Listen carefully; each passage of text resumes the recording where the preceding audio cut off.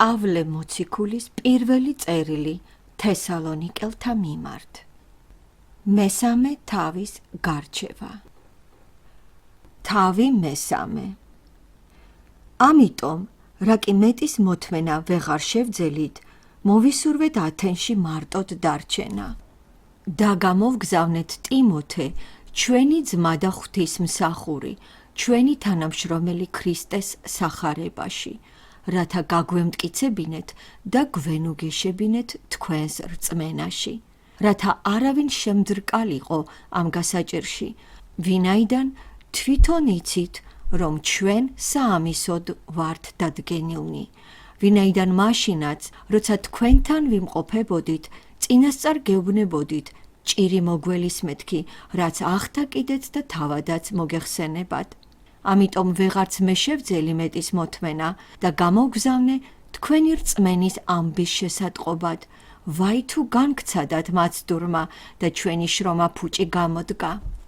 ახლა კი, როცა ტიმოთე თქვენგან დაგვიბრუნდა და გვახარა თქვენი რწმენისა და სიყვარულის ამბავი, რომ თქვენ ყოველთვის კეთილად გახსოვართ და გსურთ ჩვენი ხილვა, ისევე როგორც ჩვენ თქვენი.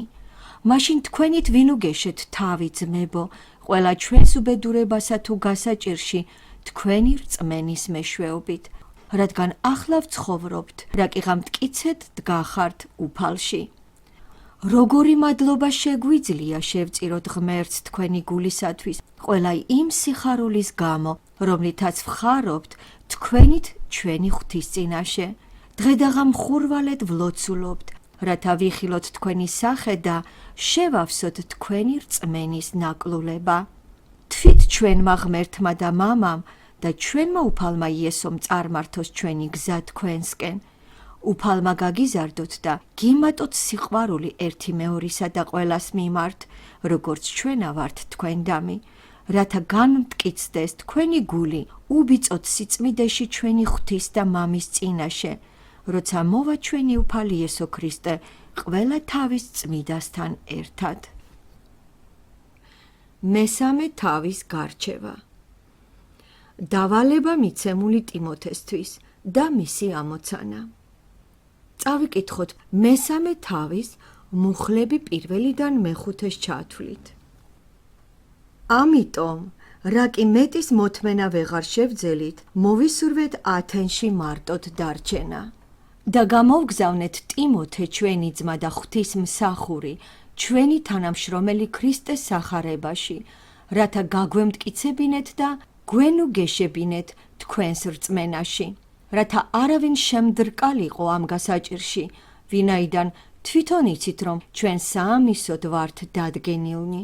ვინაიდან მაშინაც, როცა თქვენთან ვიმყოფებოდით, წინასწარ გეუბნებოდით ჭირი მოგველისმეთქი, რაც ახთა კიდეც და თავადაც მოგეხსენებათ. ამიტომ ვეღარც მე შევძელი მეტის მოთმენა და გამოვგზავნე თქვენი რწმენის ამბის შესატყობად, ვაი თუ განგცადათ მაცდურმა და ჩვენი შრომა ფუჭი გამოდგა. მეორე თავის დასასრულსა და მესამე თავის დასაწყის შორის არსებობს მჭიდრო კავშირი. პავლე კვლავ გამოხატავს თავის მზრუნველობას თესალონიკში მყოფ მორწმუნეების მიმართ. მან ვერ შეძლო ქალაქში დაბრუნება და სამივე მისიონერი ჩავიდა ბერიაში, მაგრამ როდესაც დევნამ ამ ქალაქსაც მიაღწია, პავლემ დატოვარა სილა და ტიმოთე ბერიაში, ქრისტიანი ძმების მიერ წაყვანილ იქნა ათენში. იქიდან პავლემ ბერიაში გააგზავნა წერილი, სადაც სილას და ტიმოთეს აუწყა, რომ მასთან ჩასულიყვნენ, რაც მათ გააკეთეს. ამაზე მოციქულთა საქმეების მე-17 თავის მე-15 მუხლი გვაუწყებს. დროის ამ პერიოდში პავლე მეტად წუხდა თესალონიკში მყოფ ძმების დევნაზე და მან სთხოვა ტიმოთეს განსაკუთრებული დავალებით იქ ჩასულიყო. ზუსტად მაგ დროს სილა გაემგზავრა მაკედონიაში, ფილიპაში, ანალოგიური დავალებით. პავლე დარჩა ათენში მარტო და მას მოუწია შეხვედრა ბრძენ სკეპტიკურად განწყობილ ფილოსოფოსებთან. ბიბლიის ტექსტში მოყვანილი სიტყვები მარტოდ დარჩენა ძალიან ბევრს ნიშნავს. ისინი მიუთითებს იმ მარტოობის გრძნობაზე, რომელმაც დაიპყრო პავლე, როცა მისი საყვარელი მეგობრები გაემგზავრნენ თითეული თავისი დავალებით. მიუხედავად ამისა, შეჭირვება იმდენად დიდი იყო და პავლეს წუხილი იმდენად ძლიერი, რომ იგი მზად იყო გაეძლო დევნისთვის. რომ გავაანალიზოთ პავლეს დამოკიდებულება მის მიერ დაარსებულ ეკლესიებთან, ჩვენ დავინახავთ, რომ იმ შემთხვევაში, როცა პავლეს გარკვეული მიზეზების გამო არ ჰქონდა შესაძლებლობა მათთან ჩასვლისა, იგი სამ რაღაცას აკეთებდა. თავიდან პავლე წერდა მათ წერილს. შემდეგ აგზავნიდა ადამიანს, რომელსაც მთლიანად ენდობოდა და ბოლოს ლოცულობდა. ასე მოიქცა პავლე თესალონიკში და მოგვიანებით კორინთოშიც. ორივე შემთხვევაში ამან მოიტანა დამაკმაყოფილებელი ნაყოფები. მესამე თავის მეორე მუხლი. და გამოვგზავნეთ ტიმოთე, ჩვენი ძმა და ღვთისმსახური, ჩვენი თანამშრომელი ქრისტეს სახარებაში, რათა გაგვემტკიცებინეთ და გვენუგეშებინეთ თქვენს რწმენაში. ტიმოთე იმ დროისთვის მეტად ახალგაზრდა უნდა ყოფილიყო, მაგრამ პავლე მას დიდ შეფასებას აძლევს. ჩვენი ძმა და ღვთის თანამშრომელი ქრისტეს სახარებაში. ასე ამბობს იგი. წლების განმავლობაში პავლეს მიერ ტიმოთეს შეფასებამ არ იკლო. ქრისტეს დაბადებიდან 59 წელს თავის წერილში კორინთელთა მიმართ პავლე წერს მე-16 თავის მე-10 მუხლში. და თუ ტიმოთე მოვა, ეცადეთ რომ უშიშრად იყოს თქვენთან, რადგან ის უფლის საქმეს აკეთებს ისევე, როგორც მე. მოგვიანებით, 60 წელს ქრისტეს დაბადებიდან, პავლე წერს ფილიპელთა მიმართ, მეორე თავის მუხლები მე-19-დან 22-ს ჩათვლით. იმედი მაქვს უფალ იესოში, მალე გამოგიგზავნოთ ტიმოთე, რათა მეც გავმხნევდე თქვენი ამბის შეტყობით. რადგან არავინ მყავს მისი მსგავსი სულით, ასე ბეჯითად რომ ზრუნავდეს თქვენზე. რადგან ყველანი თავისას ეძებენ და არა იმას, რაც იესო ქრისტესია. თქვენ იცით მისი გამოცდა, რომ როგორც მამასთან შვილი, ისე მსახურობდა ჩემთან ერთად სახარებისთვის. მოგვიანებით თავის ძველ გზავნილებში იგი ტიმოთეს საყვარელ შვილს და ღვთის კაცს უწოდებს. ტიმოთეს მიმართ მეორე წერილის პირველი თავის მეორე მუხლი და ტიმოთეს მიმართ პირველი წერილის მე-6 თავის მე-11 მუხლი. აქ ჩვენ თვალყურს ვადევნებთ მნიშვნელოვან პრინციპს ღვთის საქმეში. უფროსი ადამიანი მდიდარი გამოცდილებით, რომელიც დევნისა და შეჭირვებების დროს შეიძინა, ეხმარება ახალგაზრდა კაცს და არიგებს მას. ის კი თავის მხრივ მზადყოფნაშია, რომ ისწავლოს. ასეთი მშვენიერი ურთიერთობა იყო პავლესა და ტიმოთეს შორის, რომლებიც არ შეწყვეტილა 20 წლის განმავლობაში. ეს პირველი დავალება მიცემული ტიმოთესთვის, რომელიც მას უნდა შეესრულებინა დამოუკიდებლად, შედგებოდა ორი ნაწილისაგან. განემტკიცებინა და დაემშვიდებინა თესალონიკში მყოფი მორწმუნეები. ტიმოთესთვის ეს იყო ამოცანა, რომელსაც იგი უდგებოდა თავისი ხასიათისა და სულიერი ღირებულებების მიხედვით. ეს იყო ნუგეშისცემა და განმტკიცება რწმენაში. სიტყვა რწმენა ამ თავში გვხვდება 5ჯერ. მესამე თავის, მეორე მუხლი, მე-5 მუხლი, მე-6, მე-7 და მე-10. შესაბამის კონტექსტში თითოეულ ხსენებას რწმენაზე აქვს სულ ცოტა სამი მნიშვნელობა. პირველ რიგში ეს არის გადამრჩენელი რწმენა, რომელიც ვლინდება გაქრისტიანების შემდეგ. შემდეგი ეს არის რწმენა ღმერთში და მის სიტყვაში, რაც ყოველდღიურად ცხოვრებაში ვლინდება. და აგრეთვე რწმენა ქრისტიანული სწავლების ერთიანობა, რომელიც იწოდება კეთილ საწინდარად.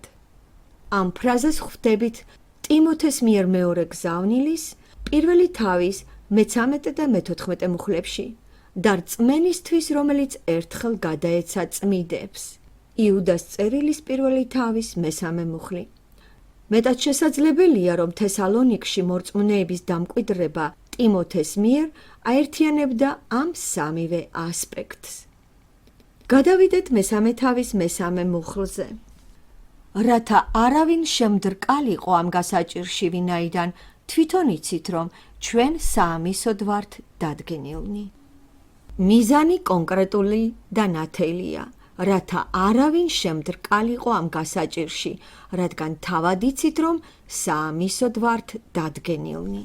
სიტყვა შემდრკალიყო დგას ახლანდელ პასიურ განუსაზღვრელ დროში და შეესაბამება ბერძნულ სიტყვას საინო, რაც ნიშნავს კუდის ქიცინს, ცდუნებას, მაცდური საუბრებით დათანხმებას.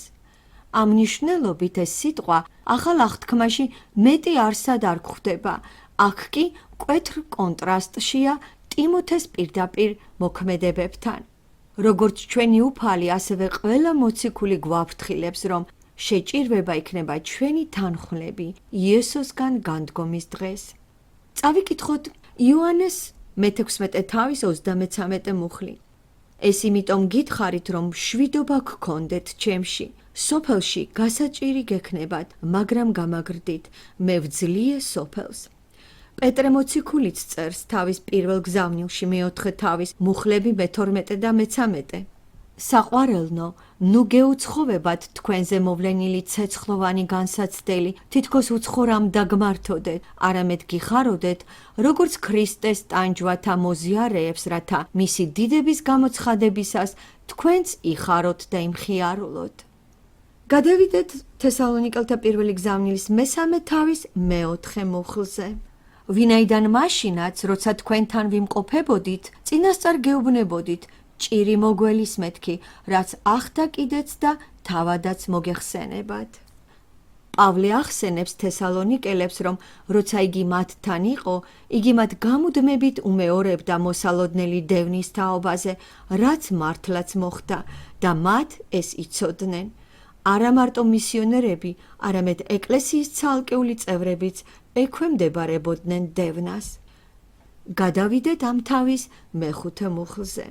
ამიტომ ვეღარც მე შევძელი მეტის მოთმენა და გამოვგზავნე თქვენი რწმენის ამბის შესატყობად, ვაი თუ განგცადათ მაცდურმა და ჩვენი შრომა ფუჭი გამოდგა.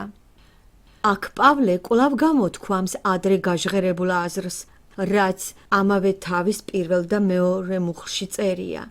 იგი იმეორებს მათთან ტიმოთეს გზავნის მიზეზს.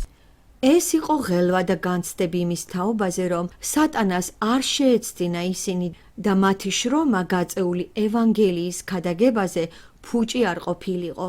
მთავარი მტერი დიდი გველეშაპი, ძველი გველი, რომელსაც ეწოდება ეშმაკი და სატანა.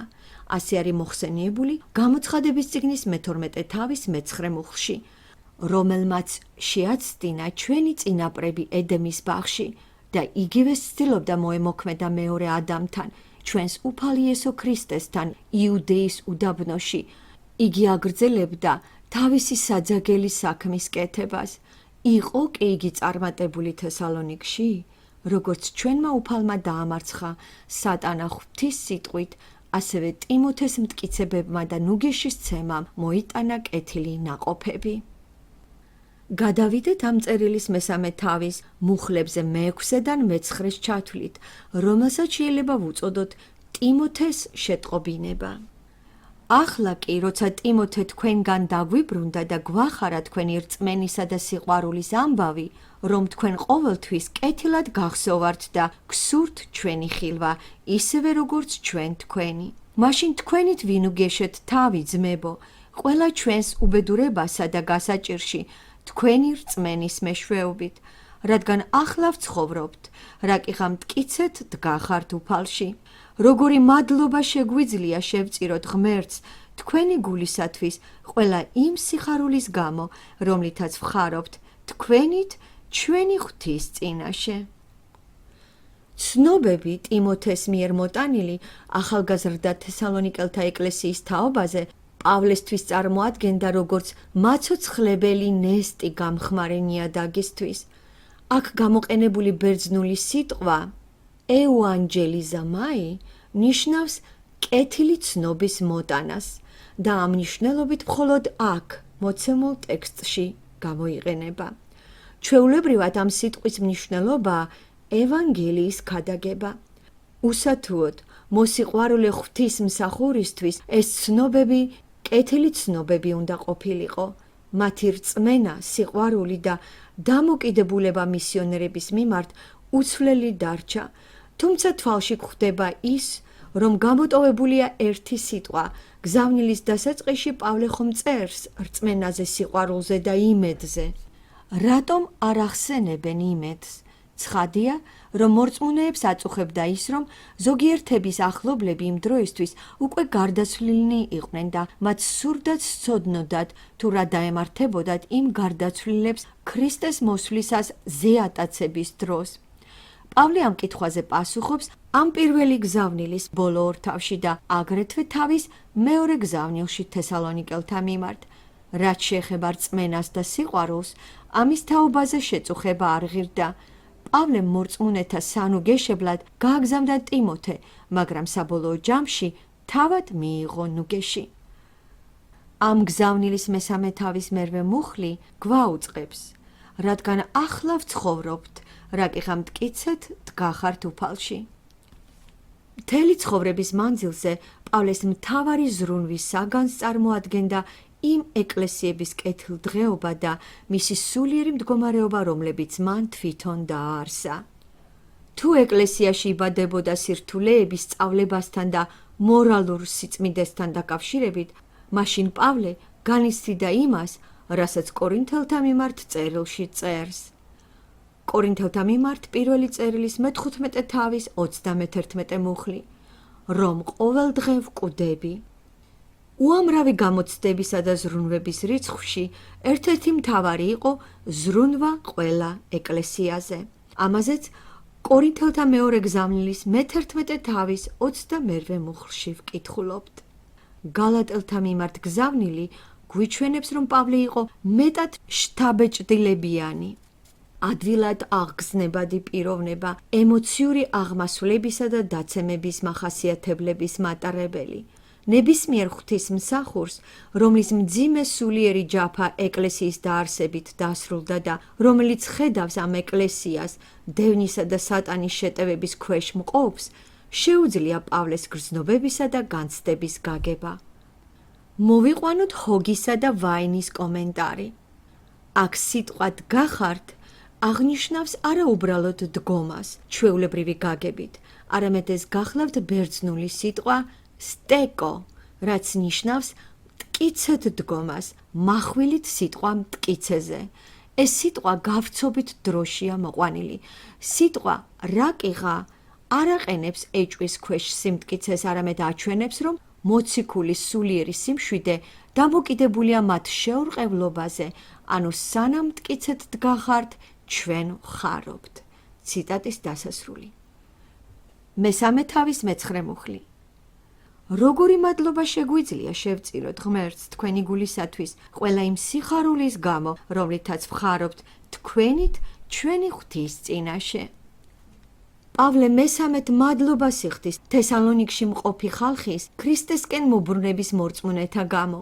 ადრე იგი მადლობას იხდის მათი შესამჩნევი ნაყოფის გამო, რასაც ამავე გზავნილის პირველი თავის მეორე და მესამე მუხლში ვკითხულობთ, აგრეთვე მათ დამოკიდებულებაზე ღვთის სიტყვის მიმართ, რაც მეორე თავის მე-13 მუხლში განვიხილეთ. აქ კი იგი მესამედ იხდის მადლობას იმ ნუგეშისთვის და გულიდან გადმოღვრილი სიხარულის გამო, რომელსაც იგი განიცდის გაიგო რა კეთილი ცნობა ტიმოთესაგან თესალონიკის ეკლესიის შესახებ. ისინი წარმატებულნი იყვნენ და ეს იყო მისთვის მთავარი. შემდეგი ნაწყვეტი, მუხლები მე-10-დან მე-13-ს ჩათვლით, შეიძლება დავასათაუროთ როგორც პავლეს ლოცვა.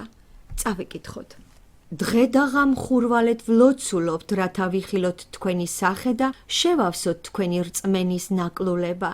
თვით ჩვენმა ღმერთმა და მამამ და ჩვენმა უფალმა იესომ წარმართოს ჩვენი გზა თქვენსკენ. უფალმა გაგიზარდოთ და გიმატოთ სიყვარული ერთი მეორისა და ყველას მიმართ, როგორც ჩვენა ვართ თქვენ დამი, რათა განმტკიცდეს თქვენი გული უბიწოდ სიწმიდეში ჩვენი ღვთის და მამის წინაშე, როცა მოვა ჩვენი უფალი იესო ქრისტე ყველა თავის წმიდასთან ერთად. დავიწყოთ მე-10 მუხლის გარჩევით. ამ გზავნილის მეორე თავის მეცხრე მუხლში ლაპარაკია იმაზე, რომ პავლე დღე და ღამ შრომობდა, იგულისხმება ხელსაქმე, როცა იგი კარვებს ამზადებდა. აქ პავლე დიდი მონდომებით ლოცულობს დღე და ღამე. 24 მუხლი, თითქმის მეხუთედი თესალონიკელთა მიმართ პირველი და მეორე გზავნილების 136 მუხლიდან მიძღვნილი აქვს ლოცვას და სწავლებას ლოცვის შესახებ. პავლეს მთელი ცხოვრება და სწავლება ლოცვით იყო გაჟღენთილი. ბერძნული სიტყვა ჰუპერეკპერისოუ, თარგმნილი როგორც მხურვალეთ, რუსულ თარგმანში всеусердно, რთული მიმღეობა, რომლის სრული მნიშვნელობა უკიდურესი, ყველა საზღვრებს გადასული. ეს სიტყვა კიდევ ორ ტექსტში გვხვდება, ეფესელთა მიმართ წერილის მესამე თავის მეოცე მუხლში და თესალონიკელთა პირველი გზავნილის მეხუთე თავის მე-13 მუხლში. იქმნება შთაბეჭდილება, რომ ამის დამწერი თითქმის გაჭირვებით არჩევს სიტყვებს, რათა გადმოსცეს გრძნობები, რომლებიც აღწერას არ ექვემდებარება. ამ მისწრაფების მიზანია მათი კვლავ დანახვა და აღვადგინოთ, რაც აკლია თქვენს რწმენას. სიტყვას აღვადგინოთ შეესაბამება ბერძნული სიტყვა კატარტიზო, რაც ნიშნავს შეკეთებას, აღდგენას, წესრიგში მოყვანას, ანუ შევსებას. პავლემ თესალონიკში შედარებით მოკლე ხანი დაჰყო, ამიტომ ბუნებრივია, რომ ზოგიერთი სწავლებანი მორწმუნეთათვის ჯერ კიდევ გაუგებარი დარჩა. ფრაზა რაც აკლია თქვენს რწმენას გულისხმობს როგორც მოციქულებრივ სწავლებაში შეუვსებლობას, ასევე მათ ქმედებებშიც. გადავიდეთ მე-11 მუხლის გარჩევაზე. თვით ჩვენმა ღმერთმა და მამამ და ჩვენმა უფალმა იესომ წარმართოს ჩვენი გზა თქვენსკენ. ჰოგი და ვაინი ამ ტექსტს შემდეგნაირ კომენტარს უკეთებენ. ამ მუხლს უაღრესად დიდი მნიშვნელობა აქვს, რამე თუ მასში გადმოცემულია ქრისტეს ღვთიური წარმოშობის დოქტრინა. აუცილებელია გვახსოვდეს, რომ ეს გზავნილი ერთ-ერთი ყველაზე ადრეული დოკუმენტია ქრისტიანობაში და ამიტომაც წარმოადგენს ყველაზე სანდო მოწმობას საწყის მოციქულებრივ სწავლებაში. ციტატის დასასრული. ამ მუხლიდან ცხადია, რომ თესალონიკელებისთვის ახსნილი იყო იესო ქრისტეს ერთობა ღმერთთან, რადგან პირველი ლოცვა მიმართულია უფალ იესოსკენ მამასთან ერთობაში. საჭიროა აღვნიშნოთ, რომ მამასთან ერთად ერთობაში ღვთაებრიობის მნიშვნელობით უფალი იესო განსხვავდება მამისაგან როგორც პიროვნება. მეორე, უფალი იესო და მამა ღმერთი წარმოადგენენ ერთს, როგორც ადამიანური გზის წარმართველი. მესამე, ბერძნული სიტყვა, თარგმნილი როგორც წარმართოს, დგას მხოლობით რიცხვში მიუხედავად იმისა, რომ ქვემდებარე შედგება ორი სიტყვისაგან. გრამატიკული წესი, რომელიც წარმოადგენს იმას, რომ შემასმენელი უნდა ეთანხმებოდეს ქვემდებარეს, დარღვეულია, რათა დანახულ იქნას პიროვნულობების, მამა ღმერთისა და იესოს განსაკუთრებული ურთიერთობა. მესამე, ეს წინადადება შესაძლოა დაალაგდეს შემდეგნაირად. თავად ჩვენმა ღმერთმა, ჩვენმა მამამ და უფალმა იესომ წარმართოს ჩვენი გზა თქვენსკენ. შეადარეთ იოანეს მეხუთე თავის მე-19 მუხლს, სადაც წერია. ამაზე იესომ მიუგო მათ და უთხრა: ჭეშმარიტად გეუბნებით თქვენ, ძეს თვითონ არაფრის გაკეთება არ შეუძლია, თუ არ უხილავს, რასაც მამა აკეთებს, რადგან რასაც ის აკეთებს, ძეც იმასვე აკეთებს. ცხადია, რომ ამ ლოცვას მოჰყვა პასუხი. მოგვიანებით პავლემ რამოდენიმეჯერ იმგზავრა მაკედონიაში და თესალონიკშიც იყო. ამის შესახებ ვკითხულობთ მოციქულთა საქმეების მე-20 თავის 1 და მე-3 მუხლში და ტიმოთეს მიმართ პირველ გზავნილში, 1 თავის მე-3 მუხლში. გადავიდეთ მე-3 თავის მე-12 მუხლზე. უფალმა გაგიზარდოთ და გიმატოთ სიყვარული ერთი მეორისა და ყველას მიმართ, როგორც ჩვენა ვართ თქვენდამი. მეორე სათხოვარი ლოცვაში. უფალმა გაგიზარდოთ და გიმატოთ სიყვარული ერთმანეთისა და ყველას მიმართ. სიყვარული, ბერძნული სიტყვა აგაპე, ეს ქრისტიანობის ძირითადი მახასიათებელია. ეს სიტყვა დასახელებულია როგორც უდიდესი სიტყვა მსოფლიოში. ეს აღთქმა, ჩვენი უფალი თავის ბოლო დარიგებებში მოწაფეების მიმართ გვეუბნება ასეთ სიტყვებს. ახალ მცნებას გაძლევთ თქვენ, გიყვარდეთ ერთმანეთი, როგორც მე შეგიყვარეთ თქვენ, თქვენც ისე გიყვარდეთ ერთმანეთი. ჩემი მოწაფეები რომ ხართ, ამით გაიგებენ ყველანი, თუ ერთმანეთის სიყვარული გექნებათ. იოანეს სახარება მე-13 თავის მუხლები 34 და 35. ამ განხილულ კონტექსტში სიყვარული ეს ის არის, რისი საშუალებითაც ღმერთი თავის შვილებში გვიხსნის ქრისტეს სახებას. განვიხილოთ მე-13 მუხლი. რათა გამტკიცდეს თქვენი გული უბიწოდ სიწმიდეში, ჩვენი ღვთის და მამის წინაშე, როცა მოვა ჩვენი უფალი იესო ქრისტე ყველა თავის წმიდასთან ერთად. მესამე სათხოვარი. რათა გამტკიცდეს თქვენი გული უმწიკვლოდ სიწმიდეში ჩვენი ღვთისა და მამის წინაშე, ჩვენი უფლის იესო ქრისტეს მოსვლისას ყველა თავის წმიდასთან ერთად. სიწმიდე წარმოადგენს მნიშვნელოვან სიტყვას საღვთო წერილში. ღმერთი წმიდაა და თავისი შვილებისაგან იგი ითხოვს იგივეს. ორიგინალში ეს სიტყვა ნიშნავს გამოყოფას. ჩვენი სიტყვა სიწმიდე და გაწმიდავება წარმოდგება ორი ბერძნული სიტყვისაგან. ბერძნული სიტყვა ჰაგიოს და აქედან წარმომდგარი სიტყვები მორწმუნეებთან მიმართებაში გამოიყენება 4 ასპექტში.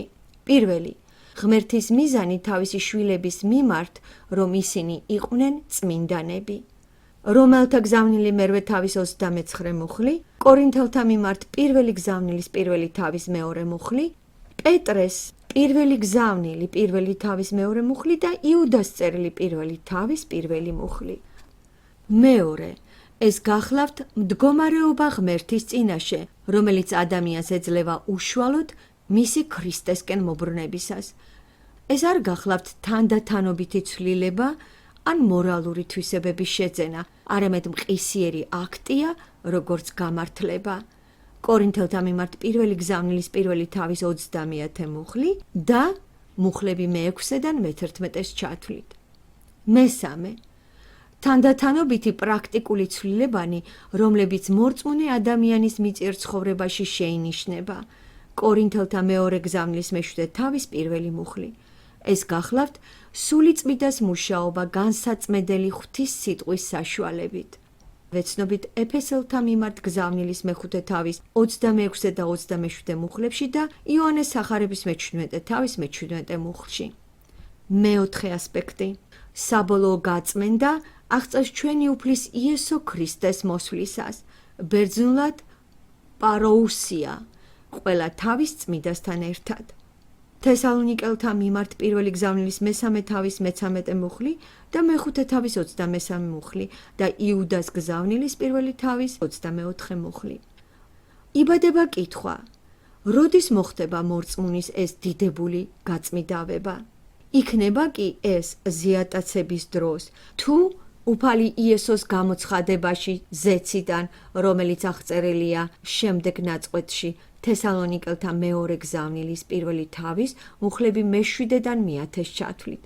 ის ფაქტი, რომ აქ გამოიყენება ბერძნული სიტყვა პაროუსია, თანდასწრება და არა აპოკალიფსის გამოცხადება, უსათუოდ მიანიშნებს ზეატაცებაზე. მაშინ მორწმუნე მიიღებს თავის განდიდებულ სხეულს აღდგომისას და ზეატაცებულ იქნება, რათა მარადისობაში დაიმკვიდროს ადგილი უფალთან. მეორე საკამათო საკითხია შემდეგი სიტყვების მნიშვნელობა, ყველა თავის წმიდასთან ერთად. ზოგიერთები თვლიან, რომ აქ იგულისხმება ანგელოზთა ჯგუფი, რომლებიც ქრისტეს მეორედ მოსვლის თანხლებით იქნებიან. სინამდვილეში ქრისტე ნამდვილად იქნება ანგელოზების თანხლებით, მისი დიდებული გამოცხადების დროს, მაგრამ აქ ამაზე არაა საუბარი. პავლე თავის გზავნილებში ხშირად იყენებს სიტყვას წმიდანები და ყოველთვის მორწმუნეებთან მიმართებაში და არასოდეს ანგელოზებთან. მაშ რატომ გააკეთებდა აქ გამონაკლის? კიდევ ერთი კითხვა. იგულისხმება თუ არა ყველა წმიდასთან ერთად პატრიარქები და ძველი აღთქმის მორწმუნენი? იქნებიან კი ისინი ზიატაცებულნი ეკლესიასთან ერთად? ზიატაცებაზე ვკითხულობთ ამავე გზავნილის მეოთხე თავის მუხლები მე-13-დან მე-18-ს ჩათვლით.